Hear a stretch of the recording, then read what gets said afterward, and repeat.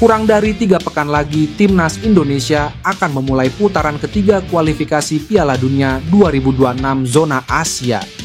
Pada matchday pertama, Indonesia akan bertandang ke Arab Saudi di King Abdullah Sport City pada 5 September 2024. 5 hari kemudian, Timnas Indonesia akan menjamu Australia di Stadion Gelora Bung Karno. Menariknya, salah satu media asal Vietnam ramal Timnas Indonesia bakal libas 2 laga tersebut. Menurut The Tao, ada 3 faktor yang bisa membawa Timnas Indonesia sukses di putaran ketiga kualifikasi Piala Dunia 2026 zona Asia. Di antaranya dukungan federasi, skuad yang solid, dan dukungan masyarakat.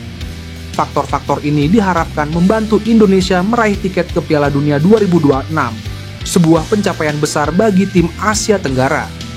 PSSI telah memberikan dukungan nyata termasuk program naturalisasi pemain keturunan.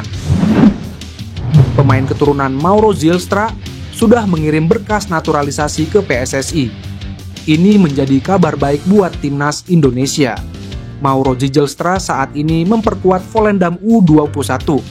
Dia mengakui sudah melakukan diskusi dengan PSSI terkait naturalisasi. Hal tersebut diketahui dari kanal YouTube Yusa Nugraha.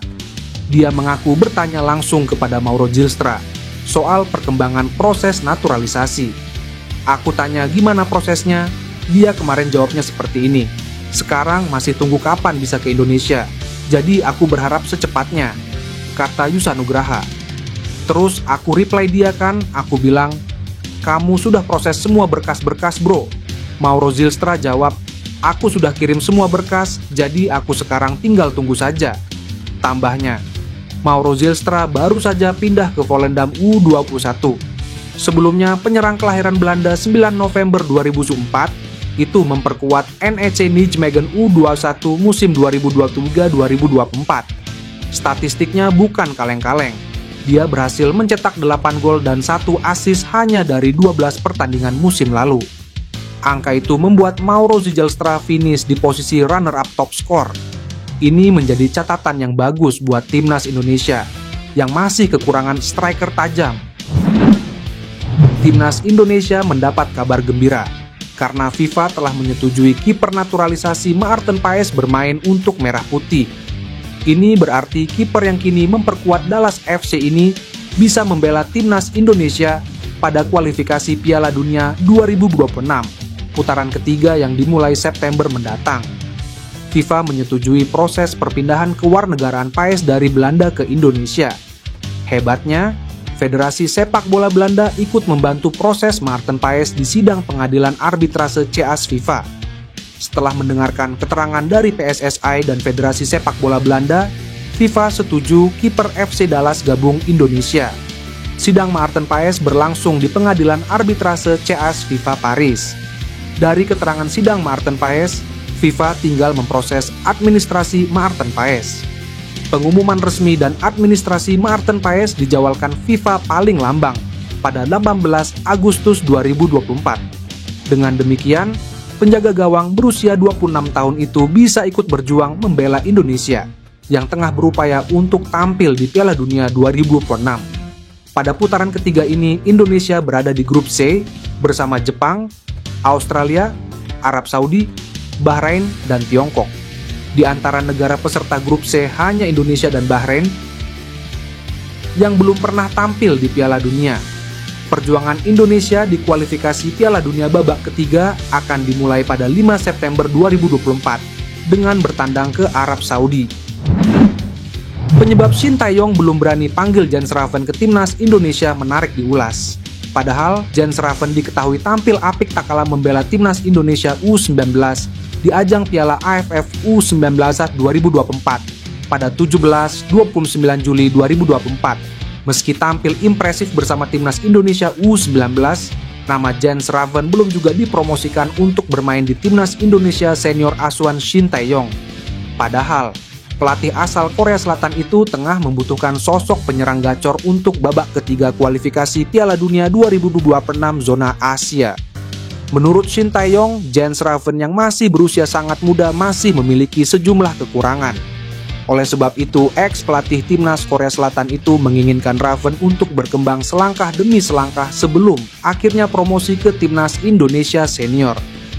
Dulu saya melihat dan berangkat langsung ke Belanda.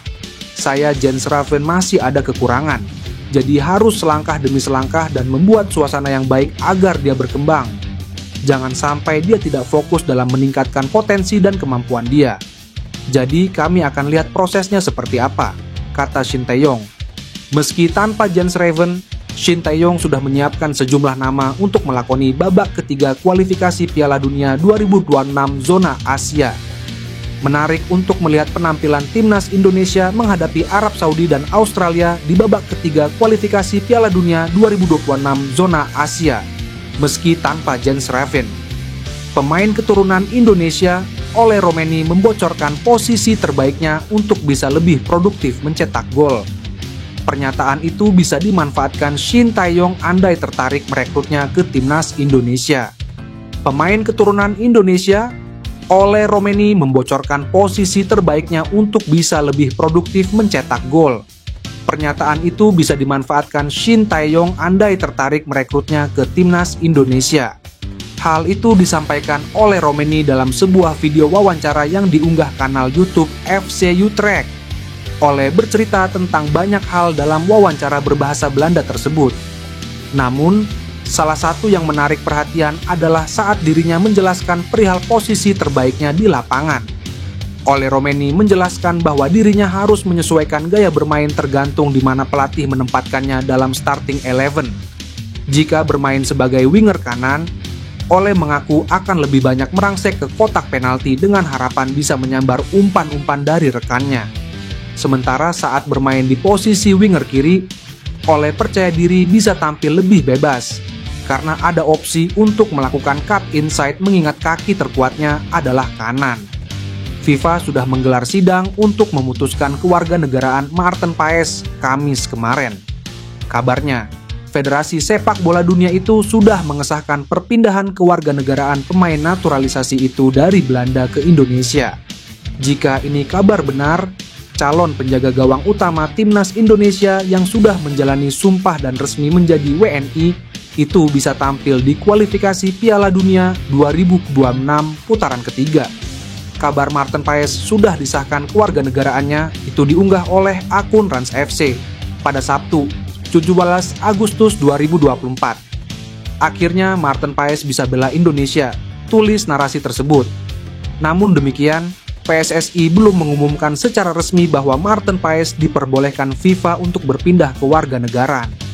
Sekjen PSSI Yunus Nusi mengatakan, sidang putusan dari FIFA ini baru akan diumumkan pada 18 Agustus per hari ini. Dan kabar terakhir, FIFA membolehkan Maarten Paes untuk membela timnas Indonesia karena perpindahan warga negara sudah disetujui. Semoga kabar ini benar adanya, dan Maarten Paes bisa semakin menguatkan barisan penjaga gawang Garuda. Timnas Indonesia sebelumnya mengincar Emil Audero Mulyadi, tapi sang pemain memilih berkarir di klub yang meminjamnya Inter Milan saat itu.